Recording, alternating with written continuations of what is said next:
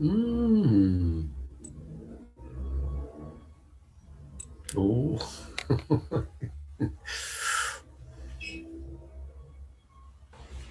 Oh. Ok, ya.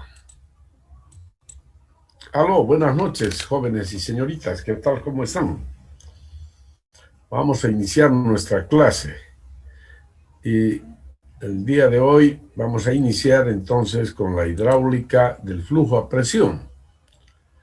¿Ya? La hidráulica de tuberías o flujo de fluidos a presión. ¿Ya?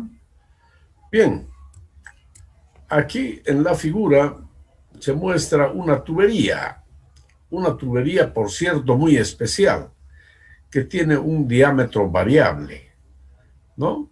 Tiene un diámetro variable que va disminuyendo a lo largo de su longitud. Ah, bueno, es algo ideal nada más, ¿no? No es algo que existe realmente en la práctica, ¿no? Bien, acá se puede apreciar algo importante. En primer lugar, el nivel de referencia. Es el plano de comparación o el nivel de referencia, que puede ser el nivel del mar, a partir del cual se miden las diferentes alturas. En primer lugar, tenemos aquí la tubería, como les he mostrado, y esta línea, de este,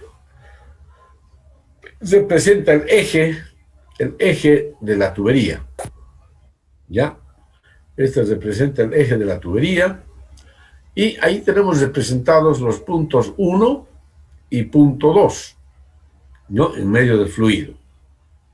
Punto 1 y punto 2. Entonces, eh, a partir del nivel de referencia, tenemos que el punto 1 se encuentra a una altura z sub 1, mientras que el punto 2 se encuentra a una altura z sub 2. ¿Ya? Bien, z sub 1 metros, z sub 2 metros también, ¿no? Bien, y aquí entonces vamos a hacer referencia a este tipo de flujo. Vamos a estudiar lo que es el flujo permanente y uniforme en conductos cerrados y a presión. En primer lugar, pues debo recordarles que el caudal, los valores Z, es decir, las elevaciones, y la densidad del fluido permanecen constantes en el tiempo y en el espacio. ¿Ya? Permanecen constantes en el tiempo y en el espacio. Es decir, los Z1, Z2 no cambian, no varían. Asimismo, el caudal a lo largo de la tubería no cambia, ni en el tiempo, no cambia en el tiempo ni en el espacio. Tampoco la densidad, ¿ya? Ni la temperatura. ¿Ok? Entonces permanecen constantes en el tiempo y en el espacio. Se trata aquí de un flujo a presión. Un flujo a presión, ¿no? Ahí tenemos, por ejemplo, esta es una sección transversal de la tubería, en cualquier lugar de la tubería. Y se muestra que el fluido ejerce una presión sobre las paredes de la tubería. ¿Ya? El fluido ejerce presión sobre las paredes de la tubería. Aquí te mostramos que la tubería tiene un diámetro D. Bien, entonces bajo estas condiciones de flujo se cumple la ecuación de continuidad, es decir, caudal igual a área por velocidad. Y de donde podemos despejar la velocidad, que será igual caudal sobre área. A su vez, como acá tenemos diferentes secciones, diferentes diámetros, diferentes áreas, entonces se cumple la ecuación de continuidad así, caudal igual área 1 por velocidad 1. A su vez igual área 2 por velocidad 2 y así sucesivamente, ¿no? Igual a sub n por velocidad n igual a constante. Y la constante es el caudal. ¿De dónde podemos nosotros despejar las velocidades? B sub 1 igual caudal entre área sub 1, ¿no? Área sub 1, pi por diámetro sub 1 al cuadrado cuartos, ¿no? Y así sucesivamente podemos calcular B sub 2, B sub 3, etc. Bien, y ahora recordamos la ecuación de la energía. Esto no es nuevo para ustedes, esto ya lo conocen, lo han estudiado ya desde Física 2. En Física 2 ya estudiaron lo que es hidrostática, hidrodinámica, etc. Entonces, por supuesto que conocen la ecuación de la energía para el flujo de fluidos a presión. La ecuación de la energía, recordamos que se expresa por sus tres componentes, es decir, la suma de la energía potencial más la energía de presión más la energía cinética. A eso lo llamamos energía total y está medida en metros, ¿no? Ahí tenemos. Y ahora podemos también indicar los componentes de la energía total en términos de altura. Z es la altura geodésica en metros. Puede ser también en metros sobre el nivel del mar, Z. Vamos a llamar Y a la expresión P sobre gamma, que es la altura de presión. Se llama altura de presión en metros. B cuadrado sobre 2G se denomina altura de velocidad y está dado en metros. H sub F, pérdida de carga en metros.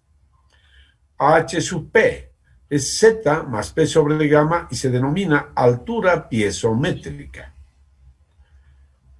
H es igual a Z más P sobre gamma más B cuadrado sobre 2G, es decir, la suma de las tres alturas antes mencionadas, y se llama altura total de energía, y está expresado en metros.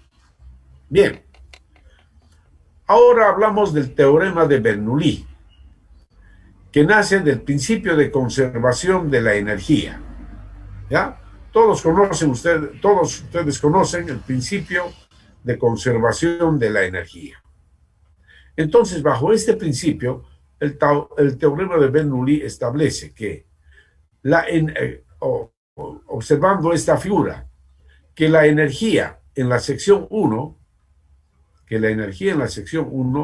es igual a la energía en la sección 2 más la pérdida de carga. O también podemos decir, la energía en la sección 1 menos la pérdida de carga es igual a la energía en la sección 2. ¿Ya? Entonces podemos hablar en esos términos también, ¿no?, del teorema de Bernoulli. Entonces, el teorema de Bernoulli se expresa así. Ahí está la energía en la sección 1, con sus tres componentes, menos la pérdida de carga, igual a la energía en la sección 2, con sus tres componentes también, ¿no? Ahí tenemos Z sub 2 más P sub 2 sobre gamma más B sub 2 cuadrado sobre 2G, como energía 2, ¿no es cierto?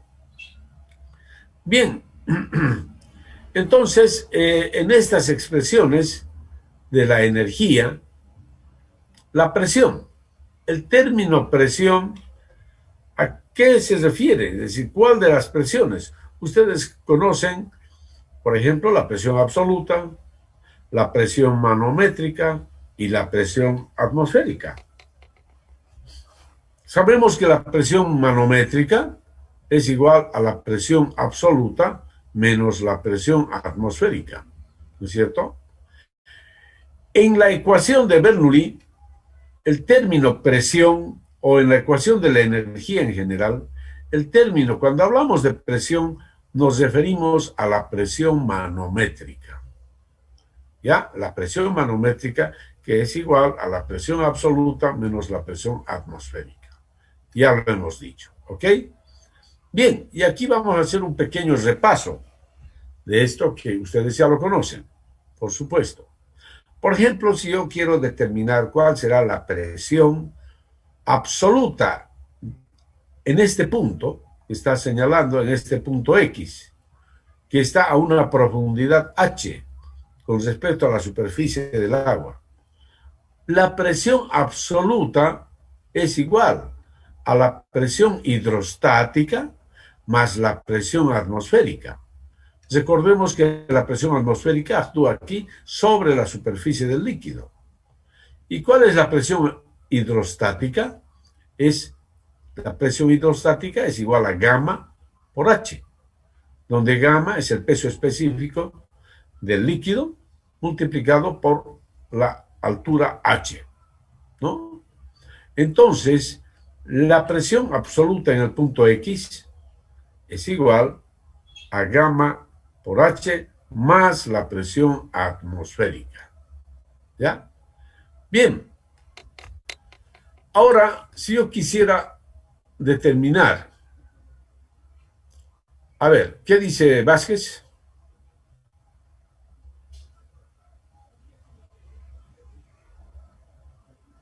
Levantó la mano, quería preguntar algo.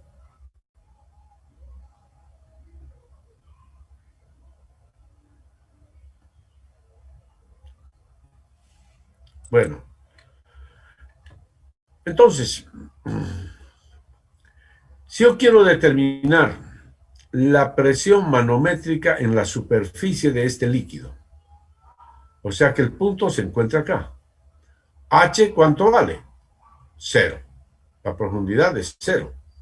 Entonces, en este punto en particular, la presión absoluta en este punto en la superficie será gamma por 0 más la presión atmosférica. Es decir, la presión absoluta en este punto es igual a la presión atmosférica. Ahora, si yo quiero calcular la presión manométrica en este punto, igual presión absoluta menos presión atmosférica. Esta es la definición de presión manométrica. Pero presión absoluta resulta que es igual a la presión atmosférica, lo que acabamos de deducir. Presión atmosférica menos presión atmosférica 0. En otras palabras, la presión absoluta en la superficie de un líquido es 0. ¿Ok? Bien. Ahora tenemos este sistema. Observen ustedes el sistema mostrado en la figura. Ahí tenemos dos depósitos con agua, ¿ya? Ambos con superficie abierta, ¿no? Ahí está libre, superficie libre, en contacto con el aire. Bien, si nosotros quisiéramos escribir entonces el teorema de Bernoulli para este sistema, aplicaríamos el teorema de Bernoulli a 2 puntos. Siempre debemos elegir 2 puntos. En este caso, los puntos elegidos son este punto, que lo vamos a denominar A, el punto A que está en la superficie del líquido, y el punto B aquí, que también está en la superficie del líquido en el otro depósito. ¿De acuerdo? El sentido del flujo es de A hacia B. Bien, entonces, Z sub A es la altura geodésica del punto A. Z sub B, la altura geodésica del punto B. Entonces, aquí los datos son Z sub A, Z sub B y el caudal Q que fluye del depósito A al depósito B. Aplicamos el teorema de Bernoulli entre los puntos A y B. Energía en A menos la pérdida de carga igual a la energía en B, dice. La energía en A es todo este término, entre paréntesis, menos la pérdida de carga, igual a la energía en B, ¿no? Ahí están los 3 términos de la energía en B. ¿Ok? Bien. Ahora, como hemos analizado aquí, hemos determinado que la presión absoluta en la superficie de un líquido es 0. La presión manométrica en la superficie de un líquido es 0. Entonces, ahí tenemos, habiendo escrito el teorema de Bernoulli entre los puntos A y B, sabemos que P sub A sobre gamma es 0. P sub B sobre gamma también es 0. Analicemos a ver cuánto es el valor de B sub A y cuánto el valor de B sub B. B sub A es un vector, en todo caso, con sentido hacia abajo. B sub B también un vector vertical, pero su sentido es hacia arriba. ¿Sí? Es decir, en otras palabras, aquí estamos mostrando que el depósito A se está vaciando, mientras que el depósito B se está llenando. Bien. ¿Cuánto valdría B sub A y cuánto valdría B sub B? Bien, B sub A y B sub B son ambos iguales a 0. ¿Por qué? Porque estamos estudiando el flujo permanente y uniforme. ¿Y qué quiere decir permanente uniforme? Que Z sub I constante en el tiempo y Z sub I constante en el espacio. Es decir, los valores de Z, Z sub A y Z sub B no cambian, permanecen constantes. Si Z sub A no cambia, por lo tanto la velocidad es cero. Si Z sub B no cambia, B sub B es cero. Y así entonces esta ecuación queda, fíjense, ahí hemos escrito P sub A 0, P sub B 0, las velocidades 0, y la ecuación se reduce a ZA menos HF igual ZB.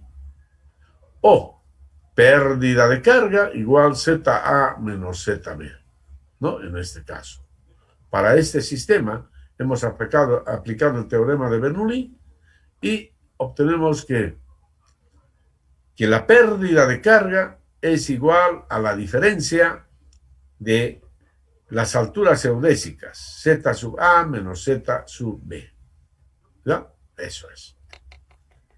Bien, ahora consideremos otro sistema más sencillo.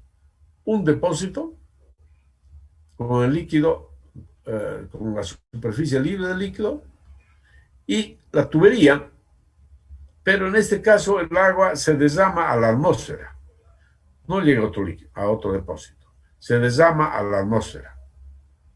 Entonces, en este sistema, ya sabemos que si este es el punto A y este el punto B, P sub A, 0. P sub B, 0. ¿Por qué? Porque el líquido entra en contacto con el aire.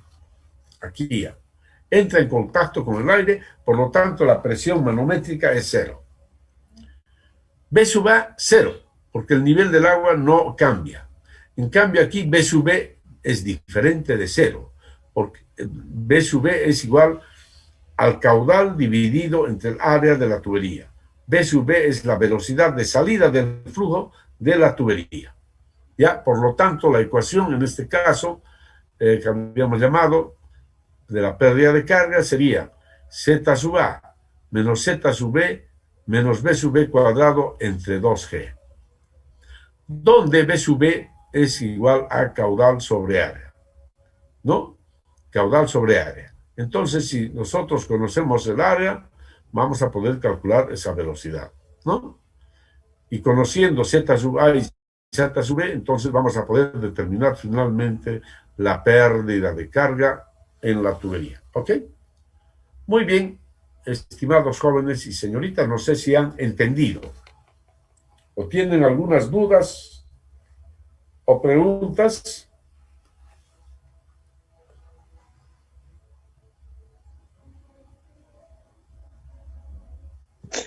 Ingeniero, disculpe, la Z sub A y Z sub B son las alturas, ¿no? Sí, la cota puede ser la cota con respecto al nivel del mar, ¿ya? De la superficie del agua, en este caso y aquí también. ¿Ya? Son las cotas, las alturas geodésicas, así se llaman también.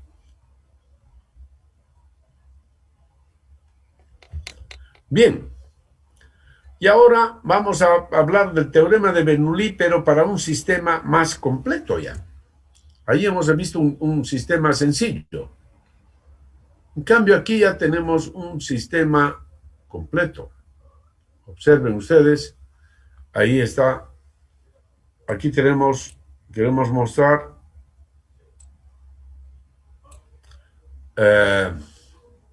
Ahí tenemos una tubería y dos puntos, las secciones 1, las secciones 2, y ahí tenemos dos máquinas hidráulicas. Entre los puntos A y B está una máquina llamada bomba. Y entre los puntos C y D está otra máquina llamada turbina. El funcionamiento de ambas máquinas son totalmente opuestos. Bien, ¿qué es lo que hace la bomba? La bomba añade energía al sistema. Una bomba siempre añade energía al sistema. ¿Para qué utilizamos una bomba?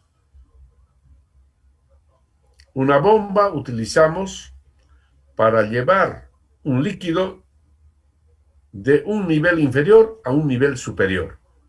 Es decir, le estamos añadiendo energía a ese fluido. ¿Ya? Le estamos añadiendo energía. En cambio, una turbina, que les dije, el funcionamiento es totalmente opuesto al de la bomba, ¿qué hace? Extrae energía hidráulica del sistema y lo transforma en energía eléctrica, por ejemplo. Lo transforma en energía eléctrica. Eso es lo que hace una turbina. Seguramente ustedes han escuchado hablar de las turbinas, ¿no es cierto? ¿Escucharon hablar de las turbinas?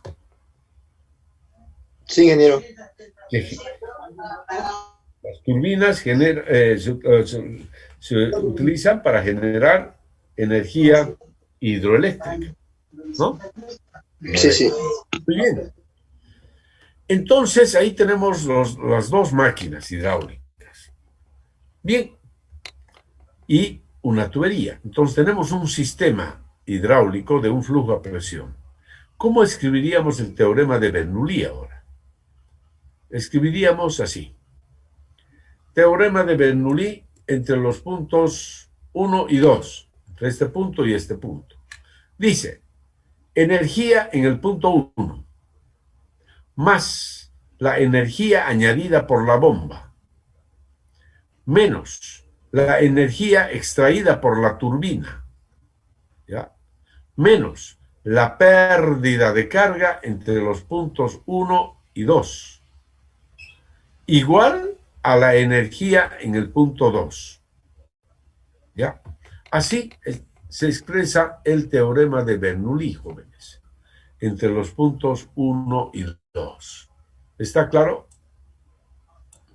Así expresaríamos el teorema de Bernoulli. Bien. Es decir, reemplazando ya en sus componentes, ahí sería energía en 1, ya sabemos que es todo lo que está dentro del paréntesis. Es energía en 1.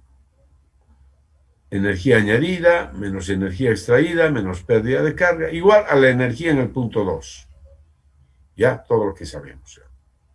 Bueno, entonces en esta expresión, HA es la energía añadida por la bomba. HA, energía añadida por la bomba. Así. ¿Ya? Y HE es la energía extraída por la turbina, ¿no? Para que sea más claro, para que esté más claro. Energía extraída por la turbina. ¿Ok? Bien. En esa forma, entonces, así se escribe el teorema de Bernoulli. ¿Ya? Vamos a hacer algunos ejercicios para escribir el teorema de Bernoulli entre diferentes puntos. Por ejemplo, dice, escribir el teorema de Bernoulli entre los puntos 1 y B, es decir, entre estos dos puntos. ¿Cómo será el teorema de Bernoulli entre el punto 1 y el punto B? El punto B está después de la bomba. Diríamos entonces, energía en el punto 1 menos la pérdida de carga. Energía en el punto 1 más la energía añadida por la bomba. menos la pérdida de carga entre los puntos 1 y B. ¿Ya? La pérdida de carga entre los puntos 1 y A, directamente, porque en la bomba no hay pérdida de carga. Entre los puntos 1 y A. ¿Ya? Así se escribiría entonces el teorema de Bernoulli, entre los puntos 1 y B. Energía en 1, más la energía añadida por la bomba, menos la pérdida de carga entre U y A, igual a la energía en B. ¿Ya? A ver, otra expresión. Teorema de Bernoulli entre los puntos A y C. Entre los puntos A y C. ¿Cómo será el teorema de Bernoulli? Energía en A, en primer lugar, más energía añadida por la bomba, menos la pérdida de carga entre B y C, ¿no es cierto? Igual a la energía en C, igual a la energía en C. Así sería la expresión. Ahí está, teorema de Bernoulli entre los puntos A y C. Energía en A, más energía añadida por la bomba, menos la pérdida de carga entre B y C, igual a la energía en C. ¿No? Y así podemos hacer también otros ejercicios. Teorema de Bernoulli entre los puntos C y 2. Entre C y 2, por ejemplo. C y 2. ¿Cómo será la expresión del teorema de Bernoulli, jóvenes? A ver, ¿alguien me dice? Energía en C sería, ingeniero, ¿Ya? menos la pérdida, menos la pérdida producida por la turbina. Menos la energía extraída por la turbina. Sí, perdón. Y luego, Menos la pérdida de carga entre los puntos, entre los puntos C y 2. entre los puntos D y 2. En la máquina no se toma en cuenta la pérdida de carga. Entre los puntos B y 2. ¿Ya? D y 2. Así sería. Igual a la energía en el punto 2, ¿no? Sí, Muy bien.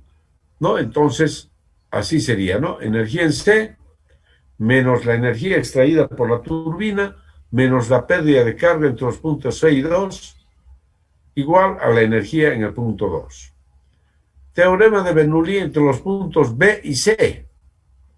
Ahí está, entre los puntos B y C. ¿Cómo será la expresión del teorema de Bernoulli? A ver, otro alumno.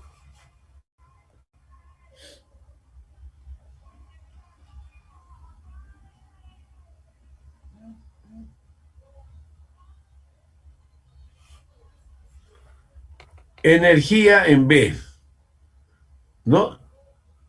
El punto B está después de la bomba. Entonces, solamente energía en B, menos la pérdida de carga entre B y C, igual a la energía en C. ¿No? Así de fácil. Así de fácil, jóvenes. ¿Ya? Ahí está. ¿No? Igual a la energía en C. Bien, y ahora vamos a ver cómo podemos determinar la energía añadida por la bomba y la energía extraída por la turbina. Bien, entonces todos conocen las bombas o una bomba, ¿no? Cualquier bomba. Hidráulica, por cierto. Entonces, la energía añadida por la bomba, ¿de qué depende? Depende de la potencia que tiene la bomba. Cada máquina hidráulica ha sido fabricada para una determinada potencia. ¿Cómo se determina la potencia de una bomba, por ejemplo? Dice entonces aquí la formulita, en el Sistema Internacional de Unidades, la potencia de la bomba está dada por esta expresión. Rho por G por Q por la energía añadida, dividido entre eta. ¿Qué es eta? Bueno, después vamos a indicar el valor de eta. ¿Ok? Ya, ahí para que se note. Esto es en el Sistema Internacional de Unidades. Entonces, Rho, densidad del fluido, en kilogramos por metro cúbico, que para el agua son 1000 kilogramos por metro cúbico. G, la gravedad. Q, el caudal, en metros cúbicos por segundo. H sub A, energía añadida por la bomba, en metros. ¿Ya? Eso es. Y eta se llama rendimiento de la bomba. Y su valor es menor que 1, por cierto. Bien, el valor de eta está más o menos entre 0,6 y 0,7. ¿Ya? Bien, y aquí les presento otra fórmula para calcular la potencia de la bomba, pero esto es para el sistema técnico de unidades. Estas unidades, ¿no?, de este sistema técnico se utilizan mucho en la práctica. Es decir, utilizamos muchísimo los HPs, por ejemplo, o caballos vapor, para describir la potencia de una bomba. Entonces, la potencia de la bomba es gamma por Q por H añadida dividido entre 75 veces Z. ¿Ya? Esta es entonces la fórmula para calcular la potencia de una bomba mediante el sistema técnico de unidades. En el sistema técnico de unidades, recordemos, para este caso, gamma es el peso específico del fluido que está dado en kilopondrios por metro cúbico, que para el caso del agua es igual a 1000 kilopondrios por metro cúbico. ¿No es cierto? Bien, normalmente entonces, si tenemos nosotros una bomba, para esa bomba nosotros conocemos cuál es la potencia para la cual fue fabricada la bomba. Conocemos la potencia de la bomba. Conociendo la potencia de la bomba, entonces podemos despejar HA y así obtenemos la energía añadida por dicha bomba al sistema. Entonces, así, la energía añadida por una bomba al sistema donde va a estar instalados es igual a esta expresión. N sub V por 75 por eta dividido entre gamma Q. ¿Ya? Esta es la energía añadida por la bomba al sistema. Y esta energía está dada en metros. ¿Ok? ¿Está claro? Sí, ingeniero. Una pregunta, La disculpe. energía, adelante. Eta, el valor dijo que está entre 0,6 y 0,7, ¿no? Sí, es el valor de eta. Eso lo Sería da el una... fabricante, en todo caso. ya. Sería como una constante. Es un valor que lo da el fabricante y eso depende, por supuesto, de la calidad de la bomba, ¿no? Okay. Ahí está el valor de eta, tanto para turbinas como para bombas. El valor de eta varía entre 0,6 a 0,7. Es decir, se llama rendimiento de la máquina, que aproximadamente se estima que es entre 60 a 70%. ¿Ya? Bien, Okay, gracias. Y ahora hablando de la potencia de la turbina, para el sistema técnico de unidades, la potencia de la turbina se escribe así: gamma Q por la energía extraída por eta y dividido entre 75. ¿Ya? Entonces, aquí estamos multiplicando. Eta está en el numerador. En cambio, en el caso de la bomba, estaba en el denominador eta. Fíjense. Por eso les dije que son dos máquinas que tienen un funcionamiento totalmente opuesto. Ya, entonces aquí la potencia de la turbina está dada así, de esta manera. Entonces, para una turbina determinada, conocemos la potencia para la cual ha sido fabricada. ¿Ya? Cada máquina se fabrica para una determinada potencia. Por lo tanto, conocemos la potencia. Y de ahí podemos despejar la energía extraída por la turbina, que será igual a esta expresión. ¿Ya? Entonces, ahí les decía que este es el rendimiento de la máquina, tanto de la bomba como de la turbina, cuyo valor está más o menos entre 0,6 a 0,7. ¿Ya? Entonces, de esta manera, jóvenes, podemos determinar la energía añadida por la bomba al sistema y la energía extraída por una turbina, energía extraída del sistema, ¿no? Por una turbina. ¿Ya? Y así entonces, la ecuación del teorema de Bernoulli, fíjense, conocemos estos elementos, conocemos ya la energía añadida, la energía extraída, conozco aquí también estos elementos, y entonces nos queda ahora como incógnita la pérdida de carga. ¿Ya? ¿Qué es la pérdida de carga? Pues la pérdida de carga es parte de la energía hidráulica, es una parte de la energía hidráulica de la sección 1, es parte de la energía hidráulica que se utiliza para vencer las resistencias, la resistencia al movimiento del fluido dentro de la tubería, provocadas ¿por qué? Por la fricción, ¿no? Por la fricción que se produce entre el fluido y las partículas, entre el fluido y la superficie de la tubería, ¿no? Entonces hay una fricción debido a que la tubería tiene una cierta rugosidad. Por lo tanto, hay una resistencia al movimiento, ¿ya?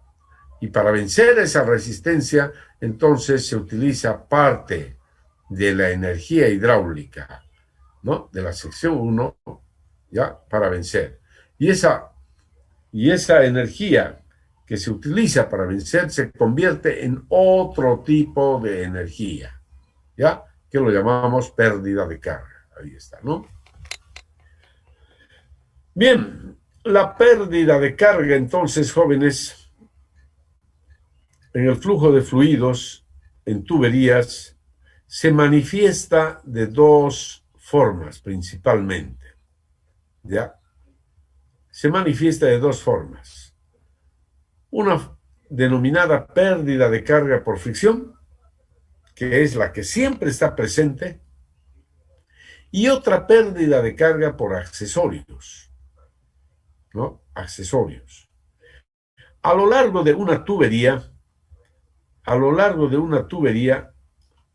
pueden haber accesorios. ¿Cuáles son los accesorios? Los codos, las T's, las válvulas, las reducciones, etc. Todos esos elementos se denominan accesorios. Y en cada accesorio se produce pérdida de carga. En cada accesorio. ¿Ya? Cada accesorio produce pérdida de carga. ¿Está claro? Bien, por lo tanto, la pérdida de carga total en un sistema es igual a la pérdida de carga por fricción más la sumatoria de las pérdidas de carga por accesorios, o denominadas también pérdidas de carga menores. Bien, entonces, a continuación vamos a estudiar la pérdida de carga por fricción. Ya les dije que esta pérdida de carga por fricción se manifiesta siempre en una tubería, ¿ya? Siempre está presente en el flujo de fluidos en tuberías.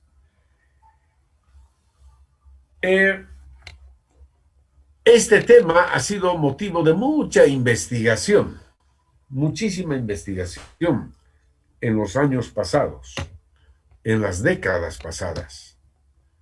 Hubieron muchos investigadores que se dedicaron al estudio para poder determinar expresiones físico-matemáticas que nos permitan calcular la pérdida de carga por fricción. Uno de los métodos muy conocidos a nivel universal es la llamada ecuación universal de flujo o método de Darcy-Weisbach, ¿no? Este es el nombre de los autores. ¿Cómo se calcula la pérdida de carga por fricción? Mediante esta fórmula. Pérdida de carga por fricción igual a esa expresión. ¿De acuerdo?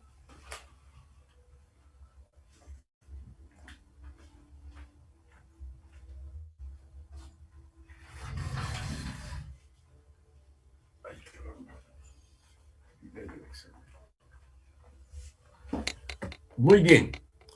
Ecuación en la cual, entonces, F se denomina factor de fricción. No tiene unidades. L es la longitud de la tubería en metros.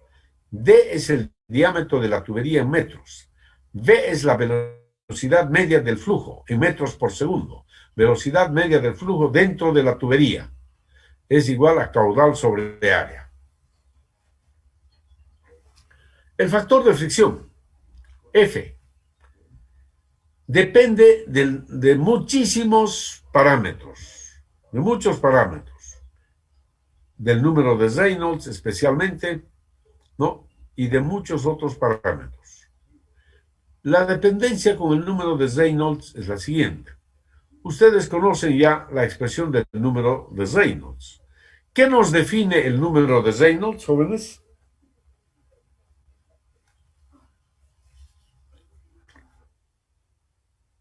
Muy bien. Entonces nos define el tipo de flujo. Entonces, en forma similar a lo que ya conocemos de la hidráulica de los canales, también en la hidráulica de las tuberías tenemos un flujo laminar y un flujo turbulento. Pero aquí hay una pequeña diferencia cuando calculamos el número de Reynolds para las tuberías. A ver, ¿cuál es la diferencia?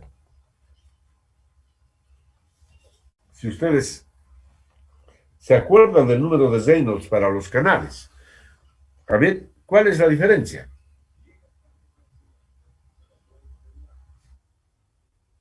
No, no, no, no. No, no, no. La diferencia aquí, del número de Reynolds, nada más. Para los canales, velocidad por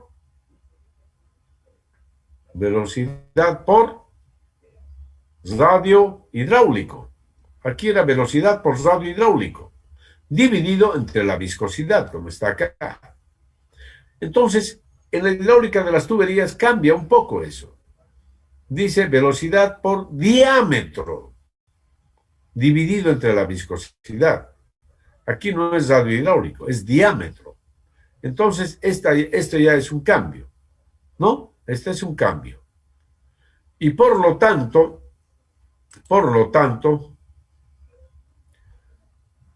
cuando el flujo es laminar, más bien, tenemos un flujo laminar si el número de Reynolds es menor o igual que 2000 para la hidráulica de las tuberías, jóvenes.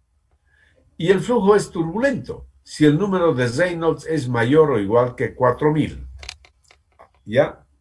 Es decir, algo diferente que comparado con la hidráulica de los canales. Bien, ¿a qué vamos? ¿A qué nos conduce esto? Para calcular el factor de fricción. Aquí el factor de fricción, eso es lo que queremos determinar. Entonces, el factor de fricción. Cuando el flujo es laminar, es decir, número de Reynolds menor o igual que 2000, el factor de fricción lo podemos calcular con esta formulita simple. F igual 64 dividido entre número de Reynolds. ¿Ya? Así podemos calcularlo directamente. ¿Está claro? Factor de fricción igual 64 dividido entre número de Reynolds. Pero si el flujo es turbulento, es decir, número de Reynolds mayor o igual que 4000, en ese caso utilizamos la famosa ecuación de Colebrook. Hubieron muchos investigadores, por si acaso, que desarrollaron varias ecuaciones para calcular el famoso factor de fricción. Entre todos los investigadores, es la ecuación de Colebrook la que se conoce la que, digamos, se ha generalizado en su aplicación por los buenos resultados que ha dado esta ecuación. Entonces, cuando el flujo es turbulento, el factor de fricción se calcula con esta ecuación, la llamada ecuación de Colebrook, pero se expresa así como se ve acá. 1 entre raíz de f igual menos 2 logaritmo de toda esta expresión. Observen, ¿qué característica tiene esta ecuación? Díganme, analícenla y me dicen, por favor.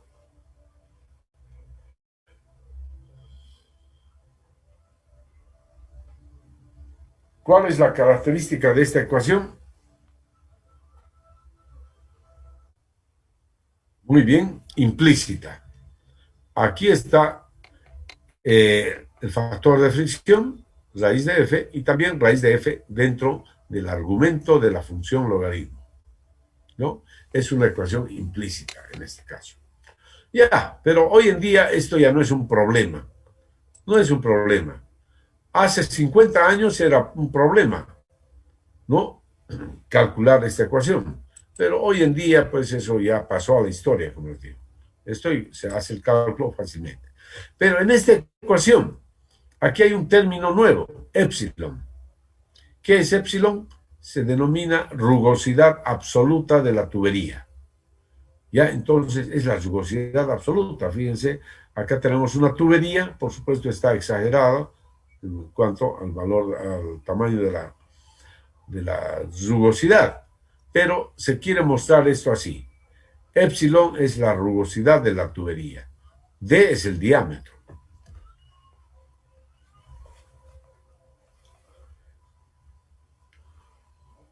Bien, y aquí tenemos la rugosidad absoluta de las tuberías para diferentes materiales, para los materiales más utilizados en la ingeniería. Plástico, de latón, acero y acero galvanizado, por ejemplo. Acero galvanizado, 1.5 por 10 a la menos 4 metros. Y así sucesivamente, ¿ya? Bien, aquí vamos a hacer un ejemplo sencillo. Ejemplo 1, dice. Queremos calcular, ejemplo 1. Vamos a poner así. Calcular la pérdida de carga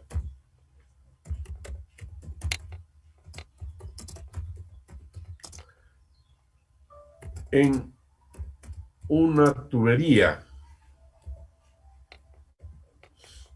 de fierro galvanizado, ¿no? De fierro galvanizado, una tubería de fierro galvanizado que transporta agua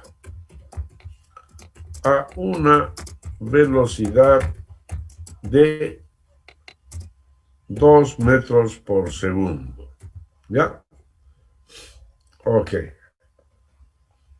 Los datos, bueno, y ahí tenemos los otros datos, ¿ya? Esto no es necesario que los vuelva a anotar. Entonces, para la tubería de fierro galvanizado, de acuerdo a la tabla, épsilon es 0,15 milímetros. Queremos calcular la pérdida de carga, por fricción, por supuesto. El diámetro de la tubería es 0,15 metros. La longitud, 350 metros. Agua, la temperatura del agua es 20 grados centígrados. Por lo tanto, la viscosidad es 1.007 por 10 a la menos 6 metros cuadrados por segundo. ¿No? La velocidad hemos dicho que es 2 metros por segundo. Bien, resolvemos entonces. Vamos a aplicar entonces la ecuación universal de flujo.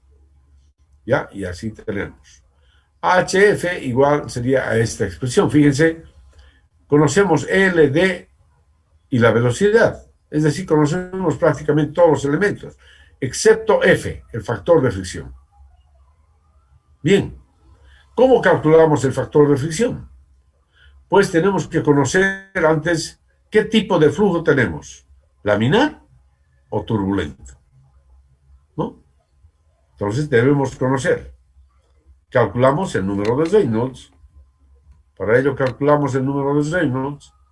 Entonces, número de Reynolds igual a esa expresión y nos da como resultado 297.914, que es un número mucho mayor que 4.000.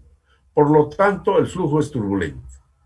Y de esta manera, el factor de fricción tenemos que calcular con esta ecuación. 1 entre raíz de F igual a esta ecuación, ¿no? Ahí está. Ya, aquí ya he reemplazado los datos en la ecuación de pérdida de carga. A, epsilon y D tienen que estar en las mismas unidades. Si epsilon está en milímetros, D en milímetros. Si epsilon en metros, D en metros. ¿Ya? Entonces, siempre tienen que estar en las mismas unidades. Por ejemplo, aquí, epsilon está en metros. Por lo tanto, el diámetro también en metros. Y así sería, entonces, calcularíamos el factor de fricción. A ver, háganlo ustedes. Salió 0,021, pero a ver, háganlo. Hagan el cálculo, verifiquen el resultado.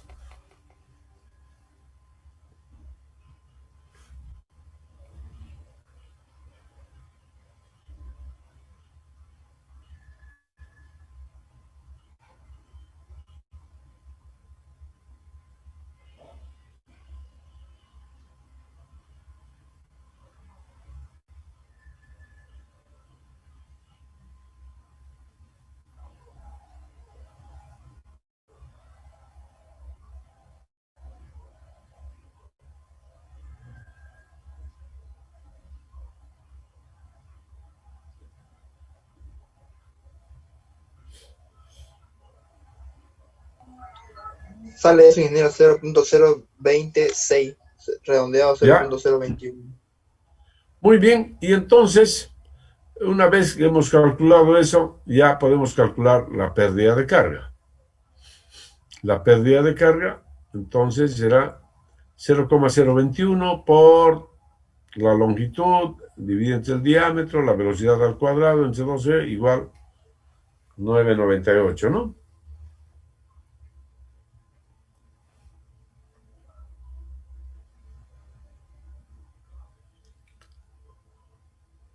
Bien, otra ecuación alternativa para calcular el factor de fricción, es decir, si, por ejemplo, para hacer un cálculo rápido, podemos utilizar, es decir, no siempre vamos a utilizar la ecuación de Colebrook. Tenemos una ecuación alternativa desarrollada por Schwamy y Jane. Entonces, es esta la ecuación, pero esta es una ecuación obtenida no en base a experimentos, por si acaso. ¿Ya? Esta es una ecuación obtenida por métodos matemáticos, nada más. No es que estos investigadores hayan trabajado en un laboratorio de hidráulica. No, ellos no han tocado el agua, por si acaso. Ellos han obtenido esta fórmula solo en base a una regresión matemática, a partir de los datos que nos da, de los resultados que nos da esta ecuación, a partir de la ecuación de Colebrook. Esta es la ecuación madre.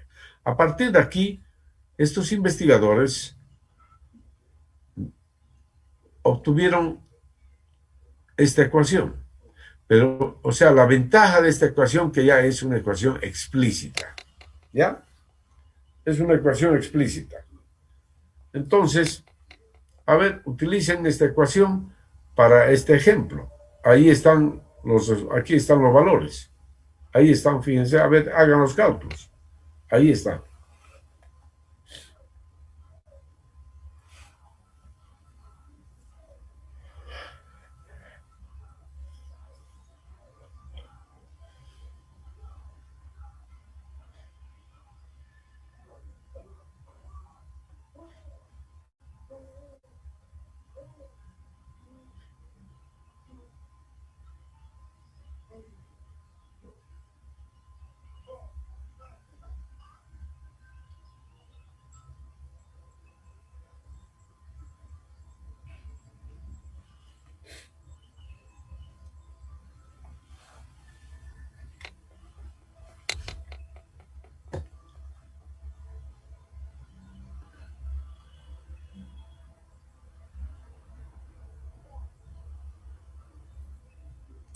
¿Aló? ¿Están Está bien, ingeniero, procesando? está bien. Sí, sí.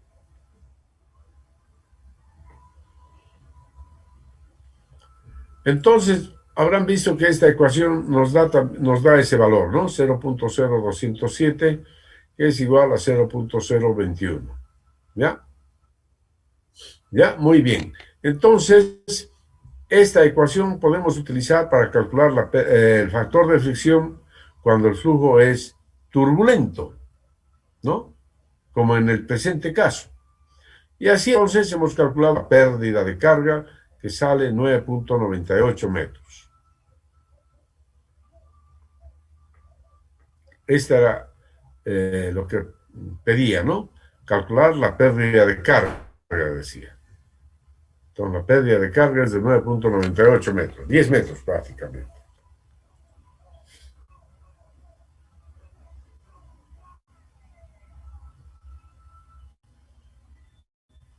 ¿Está claro, jóvenes?